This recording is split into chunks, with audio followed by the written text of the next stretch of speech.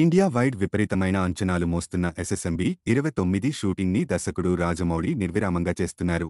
ప్రధాన కాస్టింగ్ పాల్గొనగా ఇటీవలే ఒక కీలక షెడ్యూల్ జరిపిన సంగతి తెలిసిందే. అందులో చిన్న వీడియో లీకు రూపంలో బయటికి రావడంతో సెక్యూరిటీని కట్టుదిట్టం చేసి ఒక్క సెల్ ఫోన్ సెట్లోకి అడుగు పెట్టకుండా జాగ్రత్తలు తీసుకుంటున్నారు. విడుదల ఎప్పుడనేది బయటికి చెప్పడం లేదు కానీ జక్కన్న మనసులో ఏడాదిన్నర టార్గెట్ ఉందని తెలిసింది.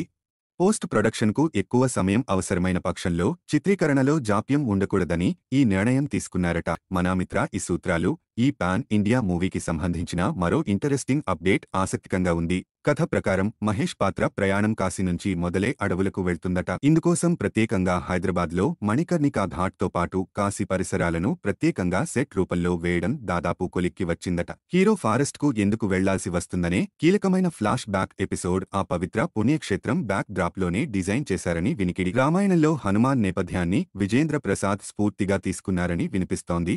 అధికారికంగా ఇంకా తెలియలేదు. ప్రస్తుతం మహేష్ బాబు, పృథ్వీరాజ్ సుకుమారన్, ప్రియాంక చోప్రా పాల్గొంటుండగా అతి త్వరలో మిగిలిన ప్రధాన కాస్టింగ్ జత కాబోతున్నారు. పాటలు ఎన్ని ఉంటాయి, వాటిని ఎక్కడ షూట్ చేస్తారు లాంటి డీటెయిల్స్ ఇంకా రావాల్సి ఉంది.